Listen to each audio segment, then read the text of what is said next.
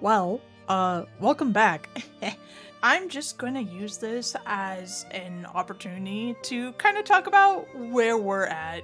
I filmed a very long update video and then promptly decided that wasn't the thing that I wanted to do, actually. I know social media is a necessary evil and we're all doing our best, but you know, I'm gonna skip over that and just put it all here instead. Haha. So enjoy this killing two birds with one stone. Watch me paint Mothman and yap a little bit about our progress and where we're at. As you all know, I've been posting a little bit less, and I kind of wanted to talk about how an artist process is a very vulnerable thing to share with the internet. I feel like a lot of artists probably share this feeling where it's really difficult sometimes to sit down and consciously remember to film things. I've done a pretty good job at sitting down, filming content, and uploading it for you all to enjoy, but I've kind of hit a point where it's not the most important thing to me right now. Making art is the most important thing to me right now. I'm finding some creative ways to make some art content that's relatable, that resonates with people, that may not necessarily involve my process. I've had to come to terms that if I don't feel like filming my process, then that's okay. And that has to be okay, instead of worrying about it. And it's brought a lot of peace to my life. I feel like with the chaos of having a full-time job while also trying to chase down a tattoo apprenticeship it's been pretty grueling on my content creation brain. And I have done and put in a lot of effort and work towards making something that I'm proud of. I want to be proud of my process, my videos, and all the short form content that I develop for you all. I feel like I'm locked into the art niche and I wouldn't want it any other way. Like, I do want to make a full video at some point in time explaining to you all how this is literally all I do. If you don't see me working, doing my regular 9-to-5 job or like spending time with my friends, I'm just doing this. I'm just sitting at my desk, I'm working on art, I'm coming up with new ideas with the new stuff that I want to make because I'm just so excited and passionate about what I'm doing. Making new things, pushing my skills, has been the most important thing to me. I do want to make a full video about it at some point in time and really write out a script and kind of explain the process on like how we got here. How does one get to a point where all you want to do is make art in your spare time? Basically, where we're at, it's mostly a lot of art, and I'm not really filming my process, and that's okay. I think coming to terms with that is a really freeing experience. Being kind to yourself, also understanding that you don't really need to post everything on the internet. Go on a walk. You know, you still have to remind yourself of that, especially when you're trying to break into an industry. It requires so much of you, right? It requires all of your time, all of your free time, all of your mental wherewithal, and constantly pushing yourself to do the thing. I've just been giving myself a break. In other news, for those of you who are following a little bit closely on my other social platforms, you all should go follow my Instagram. I post stories every single day. I post a little bit more frequently as far as like what I'm working on and the ideas, concepts I'm developing. So you should definitely head on over there if you want a little bit more of the day-to-day stuff. So as of right now, I am currently in the process of getting ready to move again. That's so fun. I've moved every year for almost, I think, the past 5 years. The past 5 years, I've like moved into a place. It originally started as trying to be closer to work because I was physically going into an office space every single day. So that was the first start. And then the second start was a little bit of job insecurity, and I didn't know if I was going to have said corporate job anymore. So moved in with roommates for the first time in many a year. Being around people again, I think, when you've isolated yourself for a very long period of time, it can be really easy to just kind of stay in that rut. And especially when you're kind of an introvert and you just make art and you only do this like all the time. This is like not even just your hobby. This is your full-time job outside of your full-time job. It can be really easy to isolate yourself, but it's been really great living with people again. They're my very near and dear friends, which has been super helpful on top of it all, but it's been nice to, you know, witness people outside of yourself and witness as they grow and chase down their dreams, their passions, getting ready to pack up your whole life again and move it to a different spot. I would definitely like the next spot that we live in to be a little bit more of a permanent one. Definitely a place to stay for the next couple of years while I do an apprenticeship and, you know, get a little bit more settled into a new career path. That's the hope and the dream, right? But as always, life is unpredictable. We never know. We have to be mentally prepared and flexible to kind of change and shift with it as things occur. So there's a lot of mental space being taken up. Just the general anxiety. At least the escape with art is ever consistent. Getting back into doing the traditional work again. As you all know, we've spoken about it before, but I had moved away from traditional art for so long. Getting Procreate the first time was probably the most frustrating experience I've had in a while with a digital program. Don't look at me, okay? I know the brush engine is great. I don't like having to be a warlock wizard, both combined. Don't know how. I can't memorize all the like finger touch features that activate the other features, okay? My brain's small sometimes. My brain's smooth and no wrinkles, okay?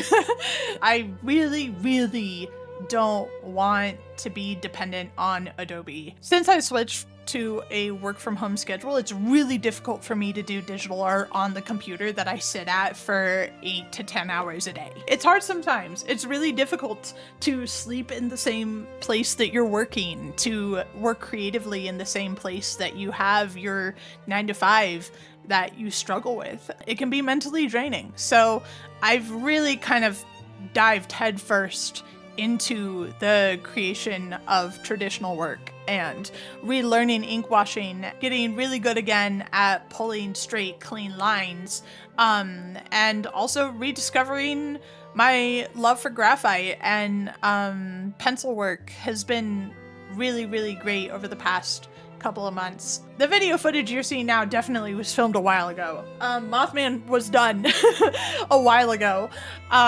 There is still one more cryptid that needs to be lined and shaded, and that is our favorite, our beloved Loch Ness Monster. And you'll still see that video. I haven't done it yet, been waiting, because I wanted to get this one up first. You know, I feel like I have a hard time continuing something when the point in the process that I wanted to do first isn't done, if that makes sense. Like, I film myself drawing and shading a cryptid, and then I edit the video and I post the video. And I can't draw and shade another cryptid until the first video that needs to be done is done. And that's the way my brain works. It will not allow me to continue with the piece until the other tasks have been completed beforehand. I think as far as the portfolio goes, I will post an updated portfolio tour once things are kind of wrapped up. All that's really left is a really big graphite dragon piece that I started and I've been procrastinating on, like some other things. Have I made a bunch of different pieces in the meantime before I even finished it? Yes, because my ADHD brain is a little worried about doing it, so I just haven't I haven't gone back to it. I haven't touched it. It's just sitting there. I would like it to be the opening piece in this portfolio because I'm really happy with the composition and the way it looks, and I also love dragons, but I need a lock-in. I need a lock-in. That's it. I need a lock-in. We have a dragon piece that we have to finish. We have a digital Medusa piece Once again, Procreate has been the most frustrating thing for me, but I think I've finally kind of started to get into a flow of some of the things that I like about it. It's frustrating. It's frustrating learning something again. And you know, that's the way it's supposed to be. If you can get through the frustration, like, you have the self-discipline to kind of do almost anything. And then this Loch Ness Monster that's it. The portfolio is wrapped up. It's complete. I don't really need to continue to add anything. Kind of the last piece of the puzzle is jump even though you're afraid. Jump even though you don't think it's perfect enough, and that's okay. Like, that's something that you have to be comfortable with as an artist, and it's probably the one thing that I struggle with the most out of everything. Probably a super relatable thing for a lot of different artists. It's just hard to make that final move when you don't think that it's worthy enough, or you haven't practiced enough things. And that's the point of art, is you're gonna continue to grow. And I'm probably gonna look back on this full, complete, finished portfolio in 6 months and be like, man, I don't like any of this anymore. And that's okay. The point is that you did it. The point is that you can see a project from start to finish and complete it. And that's the most important thing when it comes to making art and breaking into a field. And not just with tattooing, but also with design, with illustration, anything.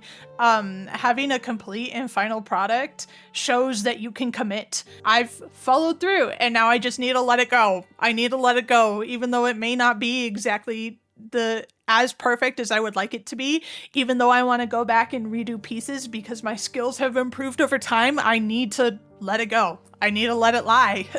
Otherwise, I'll never get to the point where I'm actually tattooing, where I'm actually in an apprenticeship. Because that is more important. That is more important than making the most perfect, stunning portfolio ever. The portfolio is important, but you aren't gonna like the work in 6 months to a year because you're growing and improving as an artist. That's all that's left. We're wrapping up slowly. Things are getting done. Move is in 4 weeks, which will fly by, I'm already sure. I think you'll probably see the Loch Ness video is most likely just going to be a draw with me video that has no talking overlay, nothing. It's just going to be music, rainstorm sounds, long form, work with me if you want to video. My goal is to get a lot of these extra pieces that have been kind of sitting, rattling around in my brain for a while, done before the move. That way we're ready. That way there's no excuse. There's no new thing to make.